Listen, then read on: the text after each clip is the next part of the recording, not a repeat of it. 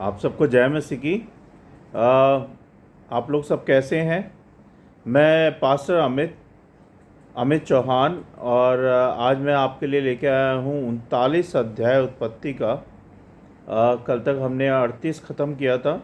आज हम उत्पत्ति का 39 अध्याय पढ़ेंगे और मेरी यही उम्मीद है, यही कोशिश है कि मैं आप लोगों को सही से सिखाऊं बाइबल से, वर्ड टू वर्ड। कुछ भी ऐड ना करूं, क्योंकि परमेश्वर के वर्ड्स हैं, परमेश्वर के शब्द हैं। तो जैसा बाइबल में लिखा है वैसे ही मैं आपको पढ़ाता हूं और कोशिश भी यही रहती है। और ये भी उम्मीद है कि आप लोग सीख तो रहे हैं लेकिन उसको लागू भी कर रहे हैं अपने जीवन में। ये बहुत ज़रूरी है कि उसको लागू करना अपने जीवन में, ना कि सुन के और उसको इग्नोर कर देना या फिर उसको लागू नहीं करना अपने जीवन में, बहुत गलत बात होगी। तो जो भी आप सीख रहे हैं उसकी एक तो नोटबुक बना लें और फिर उसको लागू करें, और फिर अपने जीवन में जब लागू करेंगे तो दूसरों के साथ शेयर भी करें उसको, है ना। और आपके कोई भी सवाल हैं किसी भी बात को लेके, कोई भी क्लास को लेके, जैसे कि हमने अब तक 38 क्लासेस ख़त्म कर दी हैं और 39 क्लास पे हैं। 39 क्लास, 39 अध्याय 1 से लेके 23 पद आज हम पढ़ेंगे। इससे पहले कि हम वचन में जाएं, आइए हम सब मिल के प्रार्थना करते हैं। धन्यवाद धन्यवाद परमपिता परमेश्वर, राजाओं के राजा, प्रभु यीशु, हम धन्यवाद देते हैं इस समय के लिए और आपकी स्तुति, आपकी महिमा, आपकी प्रशंसा करते हैं, क्योंकि आप महान हैं। आप ही सत्य, आप ही मार्ग और आप ही जीवन है। आप ही सब कुछ है पिता परमेश्वर। आप ही से शुरू होता है और आप ही पे ख़त्म होता है। आप ही आदि और अंत है प्रभु। हम धन्यवाद देते हैं प्रभु सारी बातों के लिए, सारी आशीषों के लिए। अभी तक हम सबको जिंदा रखने के लिए, हमें संभालने के लिए बहुत बहुत धन्यवाद प्रभु जी। हमें खाने को, पहनने को, रहने को देने के लिए धन्यवाद प्रभु जी। हर आशीष के लिए धन्यवाद परमेश्वर। हम मिति प्रार्थना करना चाहते हैं प्रभु जी कि जब हम वचन में जाते हैं, वचन को पढ़ते हैं, सुनते हैं, तो हमारे ध्यान को, हमारे मन को, हमारी समझ को, हमारी बुद्धि को अपने वचन की ओर लगाएं, अपनी ओर लगाएं प्रभु जी। और शैतान की देखी अनदेखी शैतानी शक्तियों को हम सब से दूर करें प्रभु। हम सबको बुद्धि समझ ज्ञान दे प्रभु कि हम आपके कार्यों में, आपके वचनों में, आपकी महिमा में, आपके आशीषों में बढ़ते जाएं प्रभु जी। हम सबकी सहायता मदद करें और कृपा करें प्रभु जी, प्रभु यीशु नासी के नाम से, आमीन। तो आप सबको जय मसीह की। God bless you all. जैसे कि हम लोग पढ़ रहे हैं उत्पत्ति 39 अध्याय 1 से लेकर 23 पद तक। तो आज हम देखेंगे कि ये अध्याय हमें क्या सिखाना चाहता है। मैं पढ़ रहा हूँ, अगर आपके पास बाइबल है तो बाइबल निकाल लें, और नहीं है तो आप लोग ना प्ले स्टोर से पवित्र बाइबल भी आप डाउनलोड कर सकते हैं और वहाँ से भी बाइबल खोल सकते हैं मोबाइल के अंदर। तो आइए हम पढ़ते हैं। जब यूसुफ मिस्र में पहुँचाया गया, तब पोतीपर नाम एक मिस्री, जो फ़िरौन का हाकिम और जल्लादों का प्रधान था, उसने उसको इज़राइलियों के हाथ से, जो उसे वहाँ ले गए थे, मोल लिया। और यूसुफ अपने मिस्री स्वामी के घर में रहता था और यहोवा उसके संग था, सो वह भाग्यवान पुरुष हो गया। और यूसुफ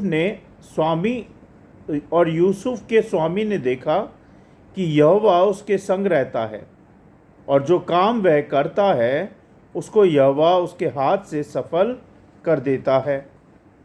तब उसको अनुग्रह की दृष्टि और तब उसकी अनुग्रह की दृष्टि उस पर हुई और वह उसकी सेवा टहल करने के लिए नियुक्त किया गया। फिर उसने उसको अपने घर का अधिकारी बना के अपना सब कुछ उसके हाथ में सौंप दिया। और जब से उसने उसको अपने घर का और अपनी सारी संपत्ति का अधिकारी बनाया, तब से यहोवा यूसुफ के कारण उस मिस्री के घर पर आशीष देने लगा, और क्या घर में, क्या मैदान में, उसका जो कुछ था सब पर यहोवा की आशीष होने लगी। उसने अपना सब कुछ यूसुफ के हाथ में यहाँ तक छोड़ दिया कि अपने खाने की रोटी को छोड़ वह अपनी संपत्ति का हाल कुछ ना जानता था। और यूसुफ सुंदर और रूपवान था। उन बातों के पश्चात ऐसा हुआ कि उसके स्वामी की पत्नी ने यूसुफ की ओर आंख लगाई और कहा, मेरे साथ सो। पर उसने अस्वीकार करते हुए अपने स्वामी की पत्नी से कहा, सुन, जो कुछ इस घर में है मेरे हाथ में है, उसे मेरा स्वामी कुछ नहीं जानता, और उसने अपना सब कुछ मेरे हाथ में सौंप दिया है। इस घर में मुझसे बड़ा कोई नहीं, और उसने तुझे छोड़ जो उसकी पत्नी है मुझसे कुछ नहीं रख छोड़ा। सो भला मैं ऐसी बड़ी दुष्टता करके परमेश्वर का अपराधी क्यों कर बनूं? और ऐसा हुआ कि वह प्रतिदिन यूसुफ से बात करती रही, पर उसने उसकी ना मानी कि उसके पास लेटे व उसके संग रहे। एक दिन क्या हुआ कि यूसुफ अपना काम काज करने के लिए घर में आया, और उसके सेवकों में से कोई भी घर के अंदर न था। तब उस स्त्री ने उसका वस्त्र पकड़कर कहा, मेरे साथ सो। पर वह अपना वस्त्र उसके हाथ में से छोड़कर भागा और बाहर निकल गया। यह देखकर कि वह अपना वस्त्र मेरे हाथ में छोड़कर भाग गया, उस स्त्री ने अपने घर के सेवकों को बुलाकर कहा, देखो, वह एक इब्री मनुष्य को हमारा तिरस्कार करने के लिए हमारे पास ले आया है। वह तो मेरे साथ सोने के मतलब से मेरे पास अंदर आया था, और मैं ऊंचे स्वर से चिल्ला उठी, और मेरी बड़ी चिल्लाहट सुनकर वह अपना वस्त्र मेरे पास छोड़कर भागा और बाहर निकल गया। और वह उसका वस्त्र उसके स्वामी के घर आने तक अपने पास रखे रही। तब उसने उससे इस प्रकार की बातें कहीं कि वह इब्री दास जिसको तू हमारे पास ले आया है, मुझसे हंसी करने के लिए मेरे पास आया था। और जब मैं ऊंचे स्वर से चिल्ला उठी, तब वह अपना वस्त्र मेरे पास छोड़कर भाग गया। अपनी पत्नी की ये बात सुनकर कि तेरे दास ने मुझसे ऐसा ऐसा काम किया, यूसुफ के स्वामी का कोप यानी कि गुस्सा भड़क गया, और यूसुफ के स्वामी ने उसको पकड़कर बंदीगृह में, जहाँ राजा के कैदी बंद थे, डलवा दिया। वह उस बंदीगृह में रहने लगा। और पर यहोवा यूसुफ के संग संग रहा और उस पर करुणा की, और बंदीगृह के दरोगा के अनुग्रह की दृष्टि उस पर हुई। बंदीगृह के दरोगा ने उन सब बंधुओं को जो कारागार में थे यूसुफ के हाथ में सौंप दिया, और जो काम वे करते थे वह उसी की आज्ञा से होता था। बंदीगृह के दरोगा के वश में जो कुछ था, क्योंकि उसमें से उसको कोई भी वस्तु देखनी ना पड़ती थी, इसलिए कि यहोवा यूसुफ के साथ था, और जो कुछ वह करता था यहोवा उसको उसमें से सफलता देता था। तो ये थे वचन 39 अध्याय 1 पद से लेकर 23 पद तक। परमेश्वर के वचन को पढ़े जाने और सुने जाने पर आशीष दें। आइए हम देखेंगे कि आज ये अध्याय हमें क्या सिखाता है।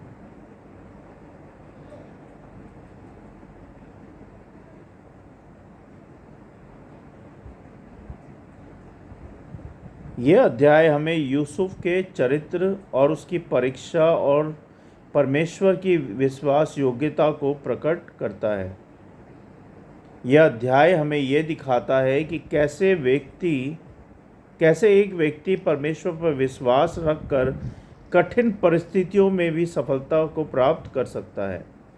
चाहे किसी भी तरह की परिस्थिति हो, आपके जीवन में या यूसुफ के जीवन में जो परिस्थितियां थी, आज भी ऐसा होता है कि चाहे कितनी भी कठिनाइयां आ जाए आपके जीवन में, परेशानियां आ जाएं, मुसीबतें आ जाएं, लेकिन अगर आप विश्वास योग्य हो, सच्चे और विश्वास करते हो परमेश्वर पर, तो आपको हर कठिनाई से, हर परेशानी से, मुसीबत से परमेश्वर निकाल के बाहर लेके आएंगे।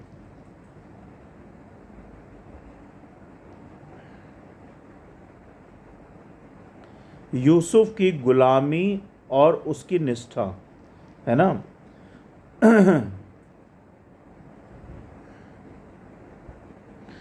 इस अध्याय की शुरुआत इस तथ्य से होती है कि यूसुफ को उसके भाई गुलामी में बेच देते थे और उससे उसे मिस्र ले जाया गया। वहाँ उसने फ़िरौन एक अधिकारी पोतीफर के घर में दास के रूप में रखा गया वहाँ पे उसको, यूसुफ को। हालांकि यूसुफ केवल एक साधारण गुलाम नहीं था, बल्कि परमेश्वर उसके साथ था और उसने हर काम में उसे सफलता दी। किसने? यहोवा परमेश्वर ने यूसुफ को हर काम में उसे सफलता दी। पोतीफर ने जल्द ही देखा कि यूसुफ एक ईमानदार व्यक्ति है और मेहनती भी है और उसको परमेश्वर की ओर से आशीषें मिली हुई हैं। तो इस कारण उसने अपने अपने पूरे घर का प्रबंधन यूसुफ को सौंप दिया, यानी कि रिस्पॉन्सिबिलिटी उसको सौंप दी। यूसुफ की सफलता के साथ ही उसकी परीक्षा भी शुरू होती है। पोतीफर की पत्नी ने यूसुफ पर बुरी नीयत रखी, है ना। जो पोतीफर था, जो यानी कि आज के ज़माने में कहें तो मालिक, है ना, और यूसुफ उसका नौकर था। तो मालिक की बीवी ने अपने नौकर पर गलत नीयत रखी और उसे बार बार बहकाने का प्रयास किया, लेकिन यूसुफ ने उसके सभी क्या कहते हैं, प्रस्तावों को ठुकरा दिया और उसने कहा, मैं ये महान पाप करके अपने परमेश्वर के विरुद्ध कैसे पाप कर सकता हूँ, है ना। मैं अपने परमेश्वर को कैसे नाराज कर सकता हूँ। कितनी बड़ी बात है ना। नहीं तो कई लोग, अगर मैं बोलूँ तो आज के ज़माने में भी, उस ज़माने में भी, अगर कोई औरत किसी आदमी को बहकाए तो आदमी बहुत जल्दी बहक जाता है। बहुत कम आदमी होते हैं जो कि बच के निकल जाते हैं। तो उसमें से एक यूसुफ था। यूसुफ ने क्या किया, उस लेडीज़ ने उसको बहकाया, कोशिश भी की, लेकिन वो नहीं माना। उसने क्या बोला? उसने बोला कि मैं कैसे अपने पिता परमेश्वर को नाराज़ करूं, कैसे मैं उनको झुका दूं, उनके विरुद्ध कैसे जाऊं, है ना। अगर आप इसके बारे में पढ़ना चाहते हो तो 39 अध्याय 9 पद में आप इसको पढ़ना, उसमें लिखा हुआ है इसके बारे में। इससे हमें ये सीखने को मिलता है कि यूसुफ का चरित्र केवल उसकी मेहनत और ईमानदारी से यूसुफ का चरित्र उसकी मेहनत और ईमानदारी से ही नहीं, बल्कि उसके चरित्र से भी प्रकट होता था, बल्कि उसकी क्या कहते हैं, निष्ठा और पवित्रता भी दिखती थी लोगों को, है ना। तो अगर कोई और होता तो वो बहक जाता, लेकिन परमेश्वर यहोवा उसके साथ थे और परमेश्वर यहोवा ने उस पर अपनी आशीष, अपना अनुग्रह बनाए रखा हुआ था और वो परमेश्वर यहोवा पर विश्वास करता था। और उसने उस लेडीज़ के प्रपोज़ल को नकार दिया, जिससे कि पिता परमेश्वर नाराज़ ना हो जाए।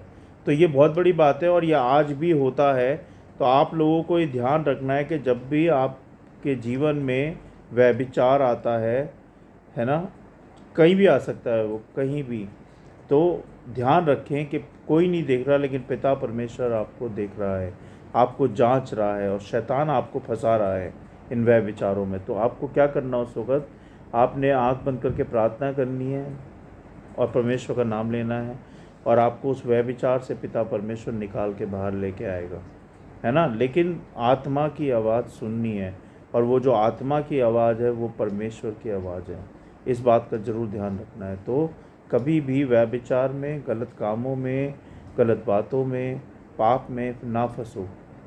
जिससे कि परमेश्वर को शर्मिंदा होना पड़े कि मैंने किस बंदे को चुना है जो कि मुझे बार बार शर्मिंदा कर रहा है पाप करने के ज़रिए। तो इसीलिए परमेश्वर को शर्मिंदा मत करो, खुद शर्मिंदा हो जाओ लेकिन परमेश्वर को शर्मिंदा मत करो, क्योंकि पिता परमेश्वर ने अपना इकलौता पुत्र मेरे और आपके मेरे और आपके उद्धार के लिए दिया, जिससे कि हमारे पापों का बोझ वो अपने ऊपर लें और सूली पे चढ़े और हमारा उद्धार हो।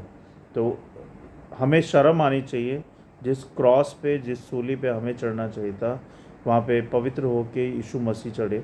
तो हमें इस बात का ध्यान रखना है कि हमें उनको शर्मिंदा नहीं करना है, हमें उन्हें और ऊंचा करना है, उनको बढ़ाना है, उनकी इज्जत बढ़ानी है, उनको उनका नाम रोशन करना है। कैसे नाम रोशन होगा? जब आप उनके वचन को दूसरों तक पहुंचाएंगे, जब उनके कामों को दूसरों तक पहुंचाएंगे, उनके आज्ञाकारिता को, उनके वचनों को अपने जीवन में जब लागू करेंगे तो तब आप उनको बढ़ाएंगे। तो ये ध्यान रखें। हाँ, तो हम कहाँ थे? चरित्र पे थे। झूठा आरोप और कारागार में डाला जाना, है ना, ये तीसरी बात है। दूसरी बात, हमने दो बातें अभी की हैं, मैं एक बार रिवाइज कर देता हूँ। पहली बात यूसुफ की गुलामी और उसकी निष्ठा, है ना। दूसरा यूसुफ का प्रलोभन और उसकी परीक्षा। दो बातें हमने अभी सीखी। तीसरी बात, झूठा आरोप और कारागार में डाला जाना। झूठा आरोप किसने लगाया था? आपको याद होगा, अभी हमने वचन से पढ़ा है। झूठा आरोप पोतीफर की पत्नी ने लगाया था यूसुफ के ऊपर, जिससे कि वो कहीं फंस ना जाए, है ना। पढ़ेंगे उसको, देखेंगे हम आगे। जब यूसुफ ने पोतीफर की पत्नी की बुरी इच्छाओं को अस्वीकार कर दिया तो उसने उस पर झूठा आरोप लगाया कि यूसुफ ने उसके साथ दुष्कर्म करने की कोशिश की, और यह सुनकर पोतीफर ने क्रोधित हो गया और यूसुफ को कारागार जेल में डाल दिया, क्योंकि उसकी पत्नी ने अपने पति के झूठे झूठे कान भर दिए थे यूसुफ के खिलाफ। तो होता है कि नहीं होता है? ऐसे पहले भी होता था और आज भी होता है कि अगर आप, वो कहते हैं ना, जब अंगूर हाथ नहीं लगे तो अंगूर खट्टे हैं, है ना, एक कहावत। तो ऐसे ही उसने किया। जब उसने अपना प्रपोज़ल उसको दिया और उसने अस्वीकार कर दिया, यूसुफ ने, पोतीफर की पत्नी ने जब प्रपोज़ल यूसुफ को दिया और यूसुफ ने अस्वीकार कर दिया, यानी कि मना कर दिया, तो उसने यहाँ पे चाल चली, झूठ बोला अपने पति को कि वो आपने जिस दास को रखा है उसने मेरे साथ गलत करने की कोशिश की। और ये बात सुन के उसके पति को, पोतीफर को, गुस्सा आ गया और उसने उसको कारागार जेल में डाल दिया। तो कितना बड़ा झूठ बोला उसने अपने पति से, है ना, उसको फंसाने के लिए। चौथी बात, परमेश्वर की विश्वास योग्यता और यूसुफ की निरंतर उन्नति के बारे में है ये। हालांकि यूसुफ एक निर्दोष व्यक्ति होते हुए भी जेल में था, लेकिन परमेश्वर उसके साथ था।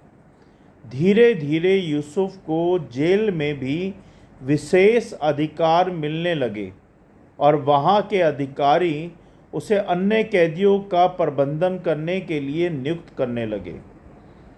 तो यूसुफ की कहानी हमें यह सिखाती है कि जब हम परमेश्वर के प्रति निष्ठावान होते हैं, सच्चे होते हैं, तो वह हमें हर परिस्थिति में ऊंचा उठाता है। इस बात का आप ध्यान रखो। जब हम परमेश्वर के प्रति सच्चे निष्ठावान होते हैं, यानी कि सच्चा भरोसा करने वाले होते हैं, उस पर निर्भर होते हैं, तो परमेश्वर हमें हर परिस्थिति में ऊंचा उठाता है।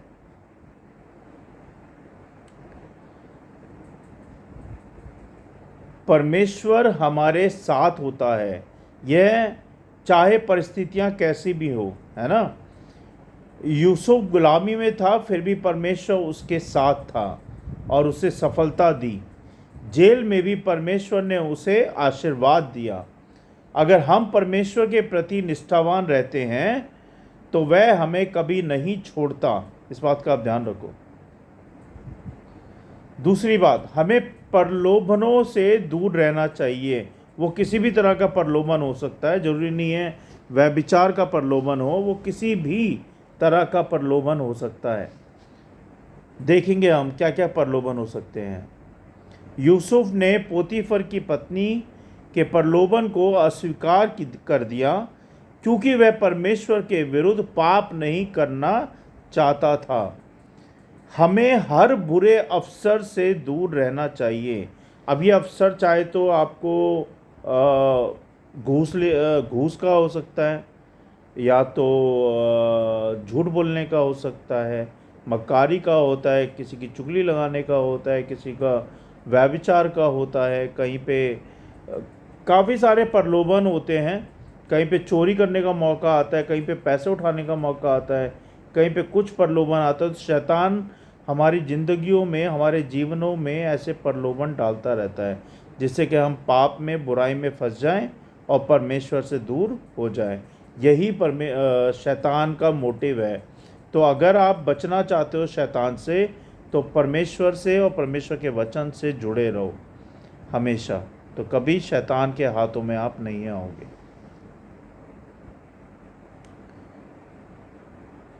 हाँ, हम कहाँ थे?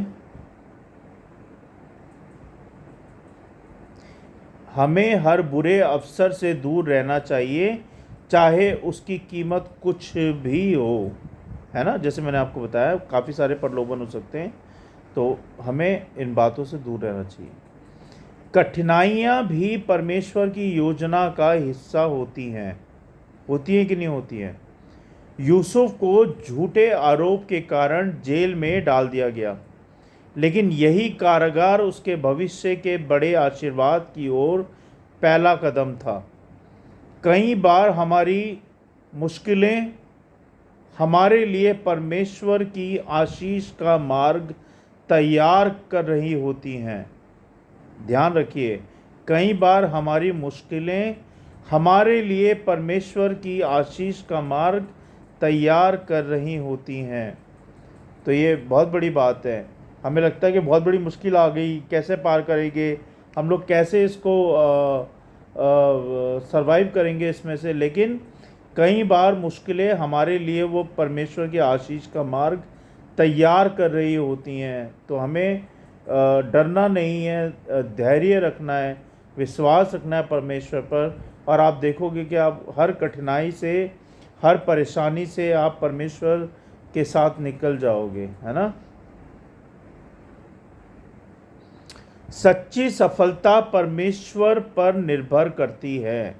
सच्ची सफलता परमेश्वर पर निर्भर करती है। अब जैसे कि यूसुफ हर जगह सफल हुआ, है ना, गुलामी में, जेल में, और आगे चलकर मिस्र में ऊंचा पद पर। यह इसलिए हुआ क्योंकि परमेश्वर उसके साथ था। सच्ची सफलता केवल मेहनत से नहीं बल्कि परमेश्वर की उपस्थिति से आती है। सच्ची सफलता केवल मेहनत से नहीं बल्कि परमेश्वर की उपस्थिति से आती है।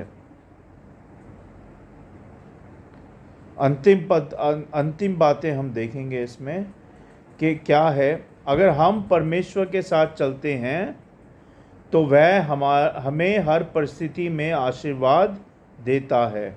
दूसरी बात, हमें बुराई और प्रलोभनों से दूर रहना चाहिए, चाहे उसकी कोई भी कीमत हो, है ना। तीसरी बात, कठिनाइयाँ भी परमेश्वर की योजना का हिस्सा होती हैं, इसलिए हमें धैर्य और विश्वास बनाए रखना चाहिए। चौथी बात, सच्ची सफलता केवल सांसारिक उन्नति नहीं होती बल्कि परमेश्वर की उपस्थिति और उसके आशीर्वाद में होती है। तो आज की यही वचन थे। मैं उम्मीद करता हूँ कि आप लोगों ने बहुत कुछ आज के वचनों से सीखा होगा। ब्रदर एंड सिस्टर, जो भी मैं सिखा रहा हूँ उसको सिर्फ सुने ही ना, बल्कि उसको अपने जीवन में लागू भी करें, और कहीं नोटबुक बना लें जो भी आप सीख रहे हैं रोज़ाना, सुन रहे हैं उस पर ध्यान दें, जिससे कि आप परमेश्वर के वचनों में लगे रहें, लौलीन रहें और शैतान के पाप से, शैतान से बचे रहें। मेरी यही उम्मीद रहती है कि आप लोगों तक और भी भाई बहनों तक मैं वचन के साथ पहुंच पाऊं। और इसमें आप लोग मेरी सहायता करें कि जो भी वीडियो आप देखते हैं एक तो पूरा देखें, और देखने के बाद इस वीडियो को अपने अपने अपने हर पेज पे इसको शेयर करें और दूसरों को बताएं, दूसरों को व्हाट्सएप पे शेयर करें, जिससे कि जैसे आप परमेश्वर के वचन सुन रहे हैं ऐसी वो भी परमेश्वर की वचन को सुन और सीख पाएँ, है ना।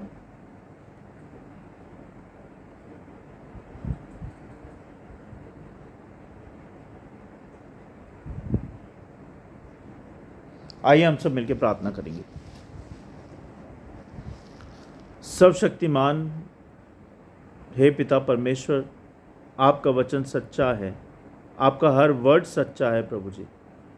हम धन्यवाद देते हैं प्रभु कि आपने अपने वचन को हमें सिखाया, पढ़ाया, इसके लिए बहुत बहुत धन्यवाद प्रभु जी। आपने हमारे कानों को खोला, हमारी बुद्धि समझ को खोला कि हम आपके वचन को पढ़ के, सुन के सीख पाएँ प्रभु जी। इसके लिए हृदय से बहुत बहुत धन्यवाद प्रभु।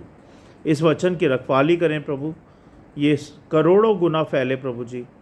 और प्रभु जिन लोगों को भी आपने चुना है वो आप तक पहुंच पाएँ इस वीडियो के ज़रिए, इन वचनों के ज़रिए प्रभु। ऐसा होने दे परमेश्वर। शैतान की देखी अनदेखी शैतानी शक्तियों से इस वचन को, इस वीडियो को बचाएं प्रभु जी। और प्रभु जी मैं विनती प्रार्थना करता हूं प्रभु कि जैसे यूसुफ धैर्य के साथ, विश्वास के साथ, सच्चाई के साथ, ईमानदारी के साथ आप में बड़ा है, ऐसे ही हमें भी बढ़ाएं प्रभु जी। हमें भी यूसुफ की तरह रहना सिखाएं प्रभु जी। और हर प्रलोभन से हम सबको बचाएं प्रभु, जिससे कि हम आपकी पवित्रता में, आपकी ईमानदारी में, आपकी सच्चाई में, आप में बढ़ते जाएं प्रभु जी। हम सब की सहायता करें। रोज़मर्रा की ज़िंदगियों में जो भी हम करते हैं प्रभु वो सही करें, पवित्रता के साथ करें प्रभु जी। हम पाप से, बुराई से बचे रहें प्रभु। ऐसा होने दे परमेश्वर। हम सबको शैतान की देखी अनदेखी शैतानी शक्तियों से, पाप से, बुराई से, बुरे लोगों से हम सबको बचाएं प्रभु। हमारी सहायता करें। बहुत बहुत धन्यवाद प्रभु आज के दिन के लिए कि आपने ये हमें दिन दिया कि हम एक साथ मिल के बैठ के संगति करें, आपके वचन को पढ़ें, सुने और सीखें और अपने जीवन में लागू करने वाले बने प्रभु। ऐसा होने दे प्रभु जी। जो लोग मुझे सुन रहे हैं, देख रहे हैं प्रभु, उन सबको ब्लेसिंग्स दें, ब्लेस करें प्रभु, और सबको आशीषित करें प्रभु। सबको अपने वचन को समझना सिखाएं प्रभु जी। सबको आपके वचन में चलना सिखाएं प्रभु जी। सबको आपके वचन को सुनना सिखाएं प्रभु जी, ना कि इग्नोर करना सिखाएं। हम सब की सहायता करें प्रभु। बहुत बहुत धन्यवाद प्रभु, सारी बातों के लिए, सारी आशीषों के लिए और आज के वचनों के लिए। हम सारी बातों को और वचनों को और आने वाले दिनों में संडे स्कूल को हम आपके हाथों में सौंपते हैं प्रभु यीशु नासी के नाम से, आमीन। आप सबको जय मसीह की। God bless you all. और मैं आपको एक चीज़ नहीं बताना चाहता हूँ कि हम लोग शायद ये जो कमिंग संडे है इसमें हम संडे स्कूल स्टार्ट कर रहे हैं। संडे स्कूल हम सुबह 10 बजे लेंगे। तो जो भी बच्चे हैं 1 साल से लेके 10 साल की उम्र तक के, वो इस क्लास को ज्वाइन कर सकते हैं, है ना। और अभी हम स्टार्ट ही कर रहे हैं, फर्स्ट क्लास होगी ये, और धीरे धीरे हम बताएंगे कि कैसे कैसे क्या क्या करना है। तो आप लोग सब संडे स्कूल के लिए प्रार्थना करें। और यूथ क्लास होती है रात को 10:30 बजे संडे के दिन, और मंडे टू सैटरडे हमारा डेली बाइबल स्टडी होता है इसी समय पे। तो आप इन सब बातों के लिए प्रार्थना करें। Thank you so much. God bless you all. और ऐसे ही प्यार और सपोर्ट, और इस वीडियो को लाइक, फॉलो और शेयर करें सबके साथ। सबको जय मसीह की। God bless you all. कल फिर मिलते हैं 30 अध्याय के साथ उत्पत्ति के। Thank you so much. Thank you. Good night. Praise the Lord.